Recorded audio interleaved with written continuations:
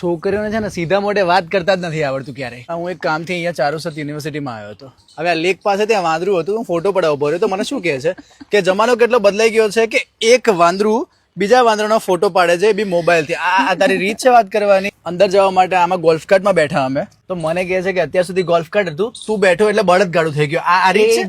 હજી તો ઉભા રહો.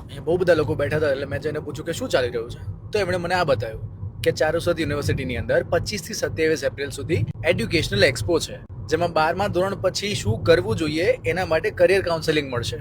જે સ્ટુડન્ટ્સની સાથે એમના મમ્મી પપ્પા માટે પણ બેસ્ટ ઓપોર્ચ્યુનિટી છે કે એમણે એક વખત કેમ્પસ ચોક્કસથી વિઝિટ કરવું જોઈએ તો ફ્યુચરની ક્લેરિટી મળશે. તો મેડમે મને કીધું કે તમારા ધ્યાનમાં કોઈ બી સ્ટુડન્ટ્સ હોય તો એમને ચોક્કસથી યાદ કરીને વિઝિટ કરવાનું કહેજો. તો એણે મેડમને એવું કહી દીધું કે જે વ્યક્તિ નાયા પછી ટુવાલ ઠેકાણે મૂકવાનું યાદ નથી રાખતો એ આટલી સારી ઇન્ફોર્મેશન યાદ રાખીને બીજાને કહેશે. હા તો હવે તું જ યાદ રાખજે ને, કહેજે બધાને કે આવો અહીંયા 25 થી 27 તારીખે. તો આનાથી તમે શું સમજ્યા કે 12th પછી તમારે શું કરવું શું ના કરવું એ તમને ચારુસત કહેશે. લગ્ન પછી શું કરવું શું ના કરવું એ વાઈફ કહેશે, એ બી આખી જિંદગી. પણ લગ્ન કેમ ના કરવા એ તમને મારા સિવાય કોઈ નહીં કહે. બંધ થઈ જશે તો નાખીશ લેકમાં તને હું.